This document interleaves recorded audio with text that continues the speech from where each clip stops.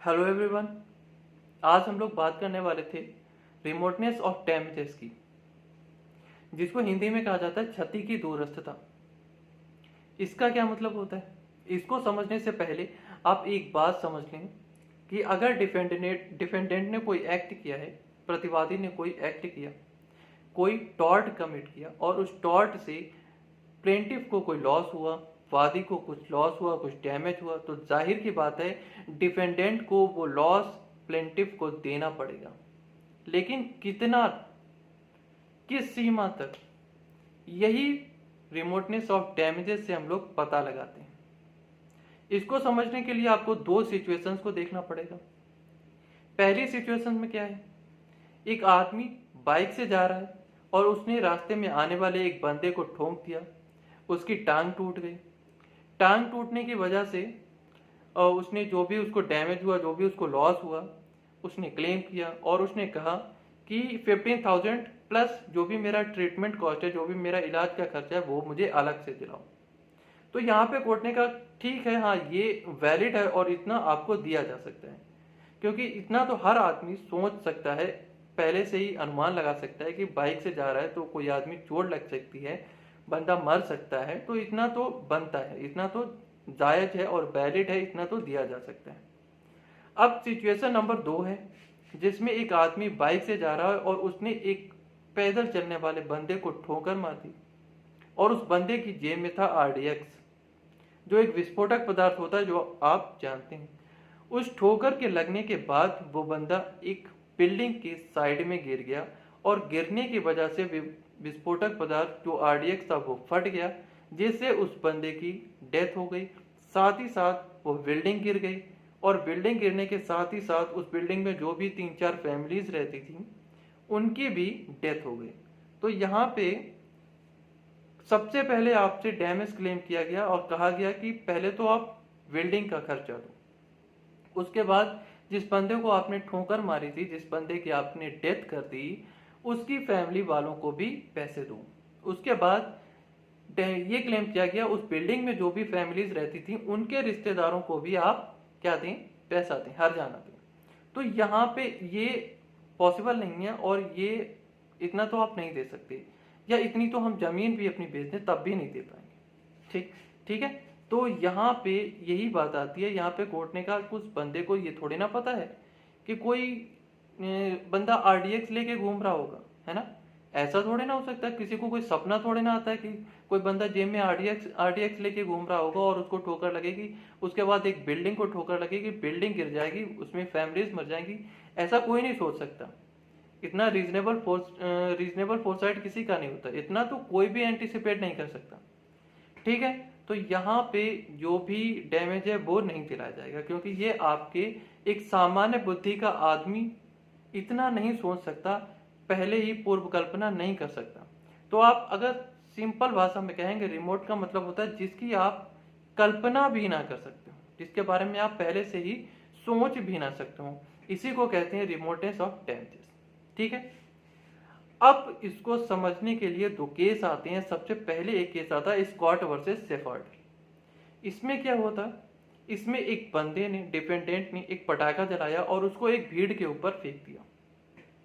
उस भीड़ के ऊपर गिरने के बाद उसको सेकेंड पर्सन ने तीसरे के ऊपर फेंका, तीसरे ने चौथे के ऊपर फेंका और चौथे के ऊपर जब गिरा तो उस चौथे पर्सन की आंख फूट गई। उसने क्लेम किया, उसने जो भी उसको डैमेज हुआ उसने क्लेम किया। तो डिफेंडेंट ने कहा कि मुझे थोड़े ना पता था कि इस तरीके से पटाखा दूसरा तीसरे को फेंकेगा, तीसरा चौथे को फेंकेगा, तो ये थोड़े ना था, मुझे पहले से ही मैंने इसका अनुमान नहीं लगाया। ठीक है। युक्तियुक्त अनुमान नहीं लगा सकता मैं इसका, रीजनेबल फोरसाइट इसका मैं नहीं कर सकता, तो मैं यहाँ पर लायबल क्यों हूँ?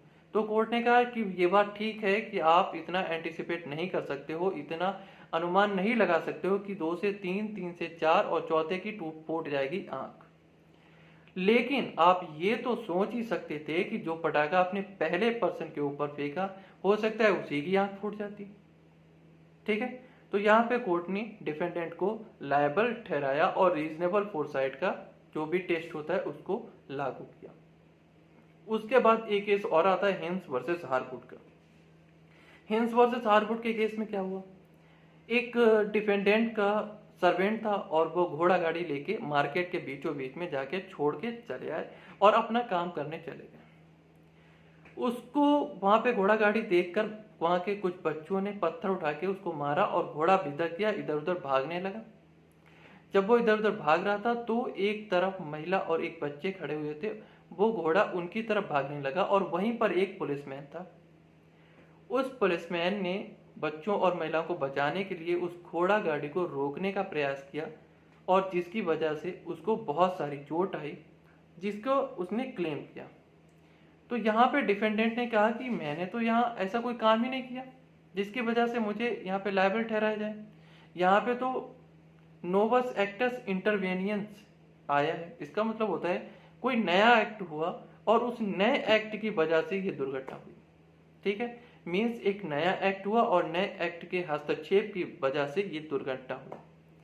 ठीक है, तो यहाँ पे डिफेंडेंट का कहना था उन बच्चों ने पत्थर मारा जिसकी वजह से इतना सबरायता फैल गया।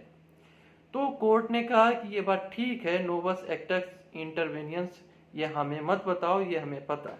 ठीक है, लेकिन आपने जो नेग्लिजेंटली जो काम किया है इसके लिए तो आप लायबल हो।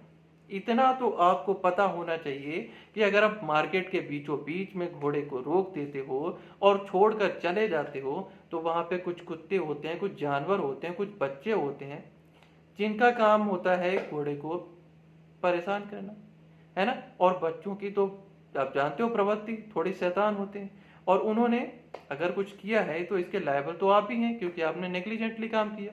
आप ये नहीं कर सकते थे, आप उस घोड़ा गाड़ी के पास अपना कोई बंदा छोड़ सकते थे। ठीक है, तो यहाँ पे क्या किया गया, डिपेंडेंट को लायबल ठहराया गया। अब रिमोटनेस ऑफ डैमेजेस को समझने के लिए दो टेस्ट आते हैं।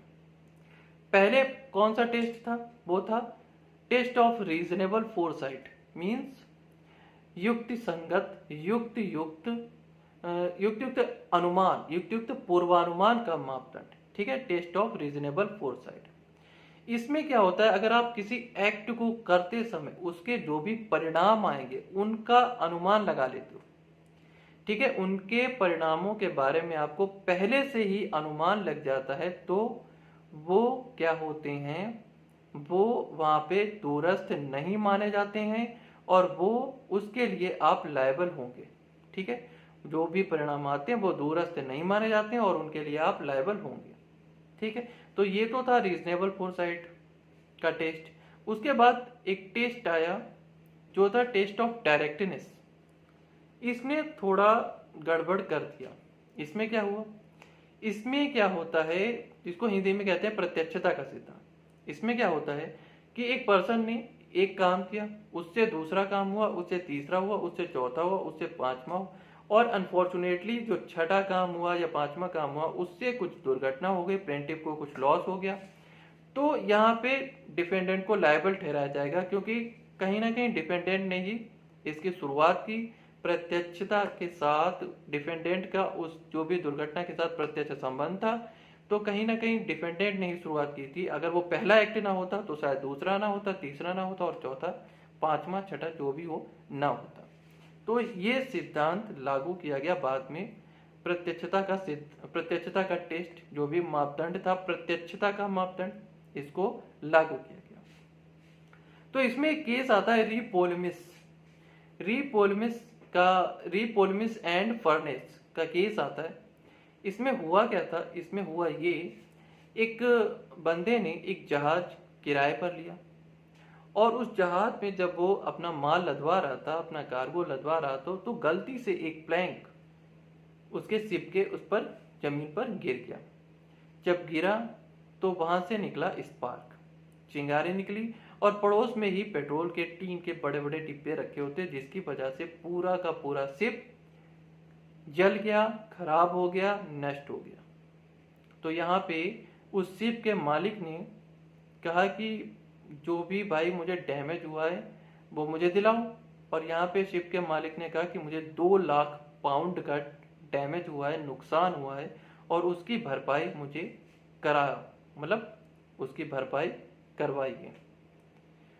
तो तो डिफेंडेंट ने कहा कि हमें कैसे पता था, हमें तो कुछ नहीं पता था, इतना तो हम सोच भी नहीं सकते कि जरा सा प्लैंक गिरेगा और प्लैंक की वजह से क्या होगा, पूरा शिप जो है वो जल जाएगा और 2 लाख पाउंड का नुकसान हो जाएगा। तो कोर्ट ने कहा कि नहीं, ये बात सही है कि आप यहाँ पर अंदाजा नहीं लगा सकते, पूर्वानुमान नहीं कर सकते कि 2 लाख पाउंड का नुकसान हो सकता है, लेकिन फिर भी आपके एम्प्लॉय का नेग्लिजेंट था, जिसकी वजह से इसका जो भी प्लेंटिफ है उसको 2 लाख पाउंड का नुकसान हुआ है, और जो आपको क्या करना पड़ेगा, देना पड़ेगा।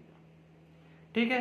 उसके बाद ये केस आया Smith versus London and western London and south western railway company. इसमें क्या हुआ, इसमें हुआ ये कि 2 बंदों को, जो रेलवे ट्रैक होता है उसकी पास की जो घास जमी थी उसको काटने का काम किया गया। उन लोगों ने उस घास को काटा और वहीं पर डाल दी, वो घास सूख गई। वहां से जब गाड़ी निकली उससे जो स्पार्किंग हुई, जो चिंगारी निकली, और वो चिंगारी उस घास पे गिरी, घास जलने लगी। जलते हुए घास जब उड़ गई, उड़ के वो कहीं दूर जाकर प्लेंटिफ के मकान पे गिरी और वो पूरा घर उसका जला दिया। प्लेंटिफ को काफी नुकसान हुआ। यहाँ पे प्लेंटिफ ने क्या किया, केस फाइल किया डिफेंडेंट के अगेंस्ट और कहा कि मेरा जो भी नुकसान हुआ वो दिलाओ। तो डिफेंडेंट ने जो भी कहा, उन्होंने कहा कि इतना तो हम नहीं सोच सकते हैं कि ऐसा कैसे हो सकता है कि मतलब कहाँ हमने घास काट के डाली और वो कहाँ से कहाँ पहुंची और वहां जाके आपको आपके घर को जला दिया। तो इतना हम लोग नहीं सोच सकते हैं जिसकी वजह से हम लोगों को लायबल ना ठहराया जाए।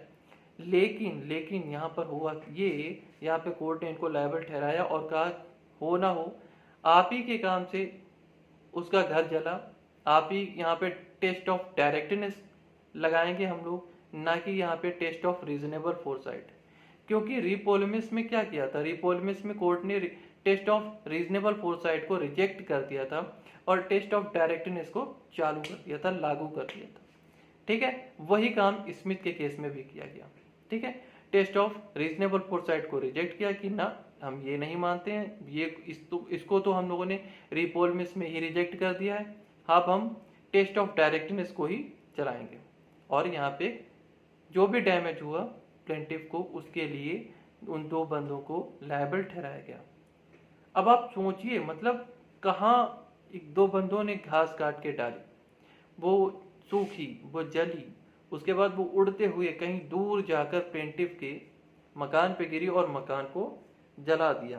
तो मतलब ये कुछ अजीब सा लगता है और ये गलत लगता है। ठीक है, ये एक बात कोर्ट को भी बाद में लगी। और उसके बाद एक केस आया ओवरसीज टैंक शिप लिमिटेड। ये केस बेहद इंपॉर्टेंट है और इस केस का नाम वैगन माउंट केस के नाम से भी ये खूब फेमस है। ठीक है, इस केस में क्या हुआ, इस केस में एक बंदा अपनी शिप में अपना कार्गो लोड करा रहा था, माल लदवा रहा था। वहीं पर जो फ्लेमेबल ऑयल था वो पानी में गिर गया और वो चलते चलते चलते चलते बहते बहते 600 फीट दूर 600 फीट दूर 600 फीट दूर पहुंच गया। और जहां पर एक शिप की मरम्मत चल रही थी, मरम्मत आप जानते हैं, अगर मरम्मत हो रही तो जाहिर की बात है वहां पे वेल्डिंग हो रही थी, और वेल्डिंग में आप जानते हो स्पार्किंग होती है, जिसकी वजह से स्पार्किंग हुई, आग लगी और पूरा का पूरा जो भी वहां पे मरम्मत का काम चला था वो सारा का सारा जल गया, जिसकी वजह से प्लेंटिफ को बहुत ज़्यादा डैमेज हुआ। उसने क्लेम किया, लेकिन यहाँ पर कोर्ट ने कहा कि उन्हें ऐसा नहीं लग सकता। यहाँ पे मतलब कोर्ट ने डिफेंडेंट का पक्ष लिया और कहा कि हाँ, ये बात ठीक है कि तेल पानी में गिरने के बाद, फ्लेमेबल ऑयल पानी में गिरने के बाद 600 फीट दूर तक जाएगा और वहां जाकर इतनी बड़ी दुर्घटना कर देगा। तो ऐसा कोई बंदा नहीं सोच सकता, किसी को भी, कोई भी एक सामान्य बुद्धि का आदमी ये पूर्वानुमान नहीं लगा सकता। तो यहाँ पे डिफेंडेंट को लायबल नहीं ठहराया गया और टेस्ट ऑफ डायरेक्टनेस को रिजेक्ट कर दिया गया और फिर से टेस्ट ऑफ रीजनेबल फोरसाइट को लागू किया गया। तो आप ध्यान रखिए कि रीपोलमिस के केस में टेस्ट ऑफ रीजनेबल फोरसाइट को रिजेक्ट कर दिया गया था और टेस्ट ऑफ डायरेक्टनेस को लागू कर दिया गया था। उसके बाद कौन सा केस आया, ओवरसीज टैंक शिप लिमिटेड, इसमें वैगन माउंट का केस। इसमें क्या हुआ, इसमें टेस्ट ऑफ डायरेक्टनेस को रिजेक्ट कर दिया, उसके बाद फिर से टेस्ट ऑफ रीजनेबल फोरसाइट को लागू किया। ठीक है, होप आप लोगों को पसंद आया होगा, और पसंद आया है तो लाइक करो, और हाँ सब्सक्राइब ठोक कर जाओ। ठीक है, थैंक यू सो मच।